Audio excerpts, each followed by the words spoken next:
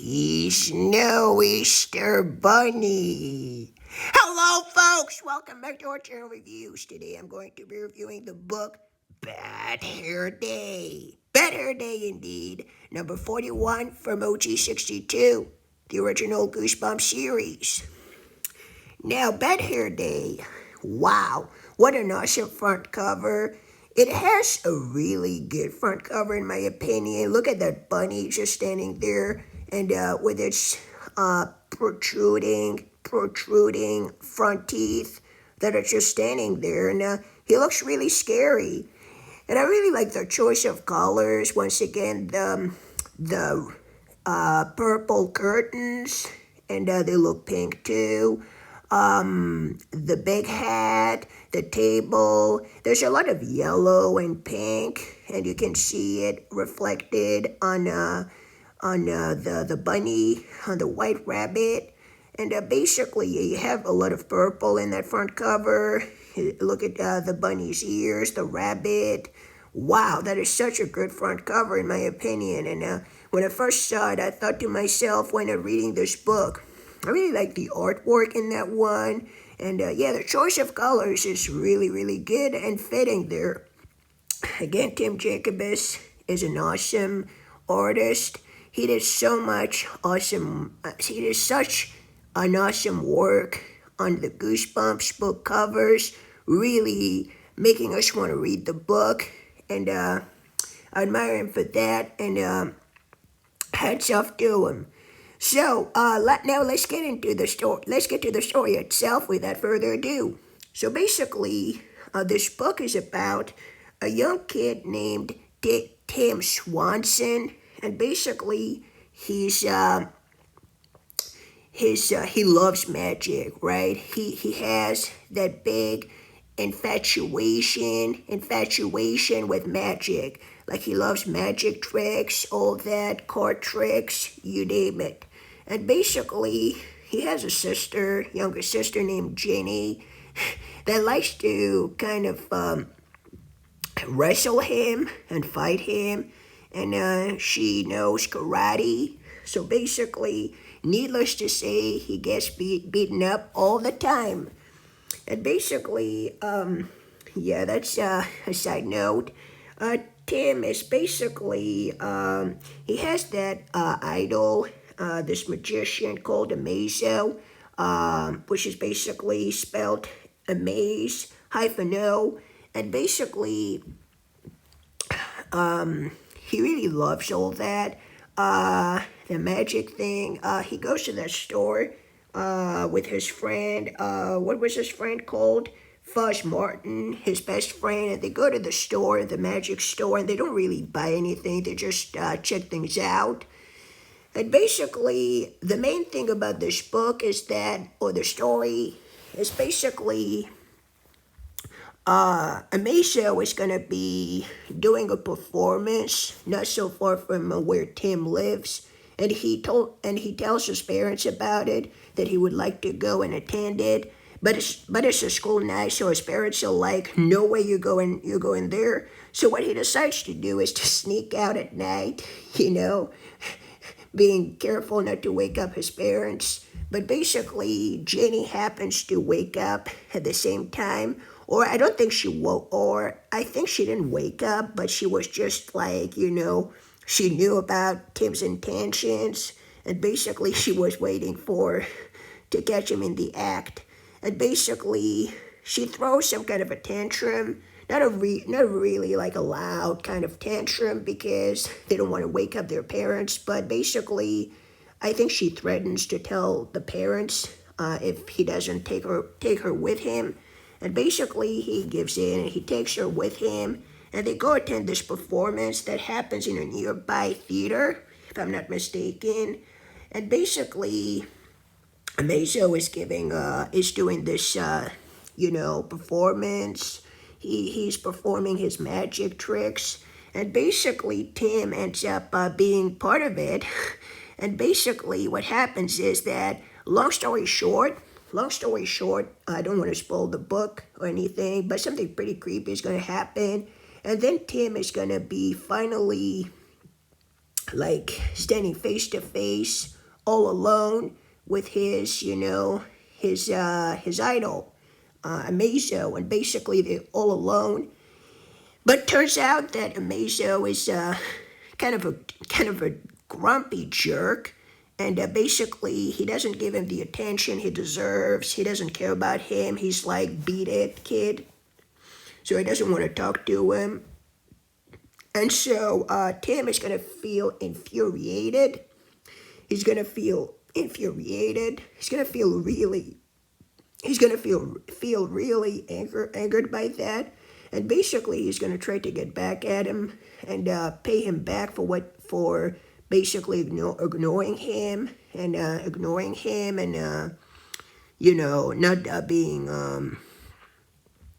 not being any fun or any nice to him.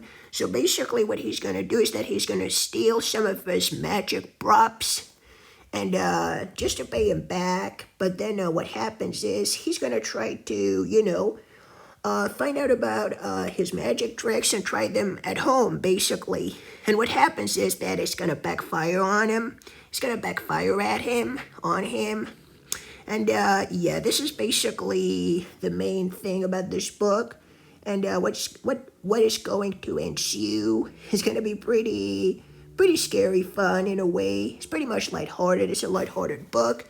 And yeah, that's basically it about this book.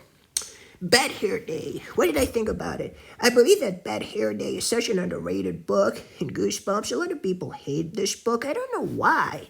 I really enjoyed it. I really, really, really enjoyed it. It's not the best Goosebumps book in terms of scares. Like, it's not the scariest one out there, but it's a fun read, man. Michael Goosebumps made a review on that book about a few years ago, I believe. And I was glad to learn that he liked the book. I did enjoy it as well. And I think that this book has a lot of nice things in it. And it's not that scary. It's more like funny, like comical, like, yeah, lighthearted. I already said that.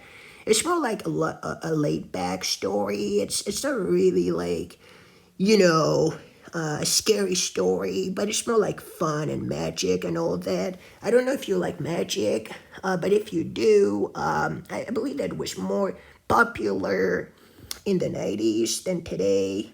People couldn't care less about magic, right? Couldn't they? Could they?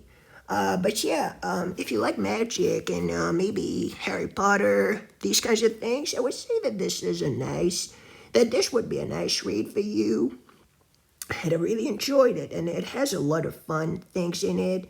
It's not the scariest book there is, but it is a nice read, and it'll definitely amaze you. Pun intended. Amaze you. But I don't think it will amaze you, and it won't be like the best Goosebumps book you read in your life. I'm not gonna lie. There are better books out there, but it's such a nice read, and it could be even like there could be some nostalgia.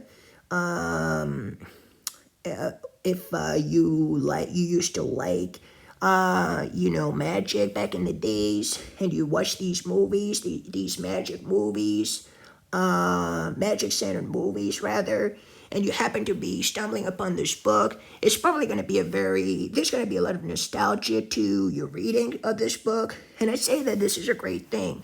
And yes, there are some really funny things. The book ends on a very funny note, so to speak, and kind of ridiculous, to be honest with you. It's kind of pathetic, but pathetic in a nice way. Like, I didn't think that the ending was any bad. Like, it doesn't like just bring the book down, but it is so funny and silly and, like I said, ridiculous. I didn't see that one coming, and it's quite pathetic, But I'm not gonna spoil it or anything. But yeah, I believe that this was a great book. I really like the fact that it's kind of like another kind of Goosebumps, if that makes any sense. Like, for example, there are a lot of things that are different from other Goosebumps books, such as I like the fact that it's centered upon magic. I don't know many books out there from Goosebumps that are kind of like revolving around the magic thing, the magic concept, and all that. Maybe some of them are, but I haven't read them yet. I don't know much about Goosebumps, the other Goosebumps series. I know the series 2000 and some others, but I'm not familiar with the newer ones. Maybe some of them are kind of like that. But yeah, that was a nice one, man. I really liked it. And it is so underrated, and not a lot of people talk about it, but why not? I mean, this book definitely has a nice story, a nice progression, a nice everything, really. I don't remember feeling disappointed by anything. It's not a book that takes itself seriously, mind you. It's more like a kind of a fun book slash comical, maybe a little bit over the top. I gotta admit, but yeah. I mean, like magic. This kind of magic is more like for like wannabes. It's not like real magic, such as in the Harry Potter movies, or like real magic as we know it. It's more like some beginners think. Like not really any kind of like if you think this is gonna be uh like some real like great magic. It's more like waving a wand at something and going like turn into whatever it is, toad. Not really. I'm just making stuff up. But yeah, that was a nice book, and the bunny, man, he's so scary and creepy on that front cover. I don't understand why we don't have more people talking about the front cover. It is so the front cover alone makes you really curious about this book. Am I wrong to say that? When I first saw the book cover, I was so interested and yeah, like tempted to read the book. I was like, what the heck is that front cover about? Like, what is this book? What is this book about? What is it? What is it? Does it talk about? And so on and so forth. And I finally read it in my early Goosebumps days when I first started. And I was like, wow, that was a nice book. And I don't understand why not more people talk about it. A lot of people talk about it in a negative way. And I respect that. If you didn't like the book, you're entitled to your opinions, folks, and I don't hate any opinion whatsoever.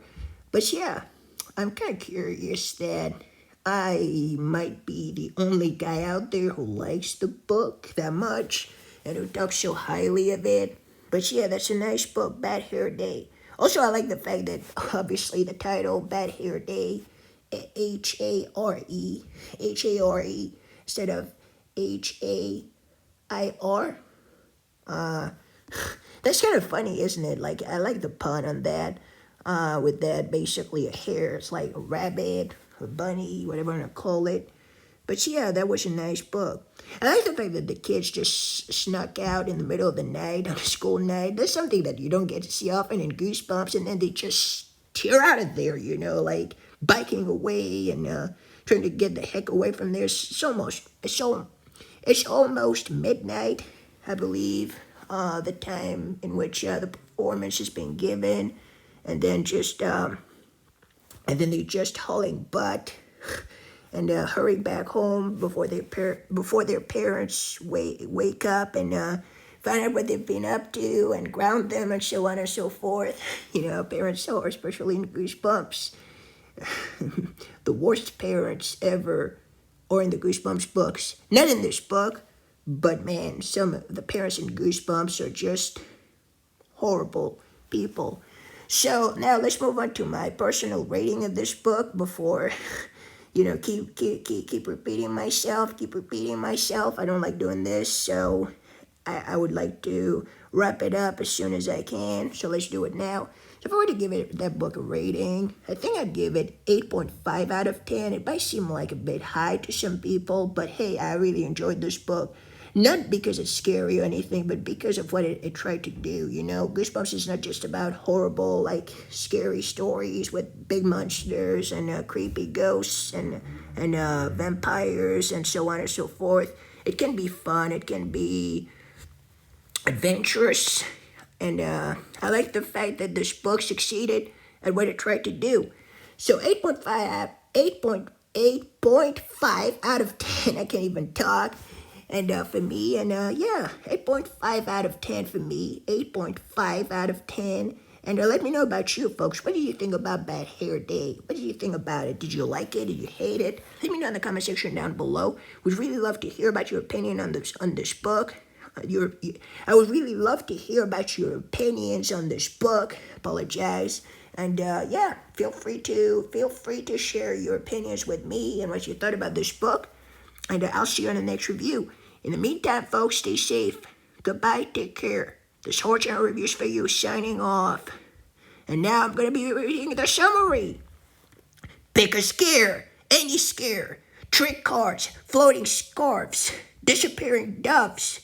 Tim Swanson loves magic tricks. Someday he wants to be a real magician, just like his old-time favorite hero, Mazo. But then Tim goes to Mazo's show, and he finds out his idol is a total grump. That's when Tim decides to steal the bag of tricks, Mazo's bag of secret tricks, scary tricks, the one with the multiplying Red Bulls, and all those hissing snakes.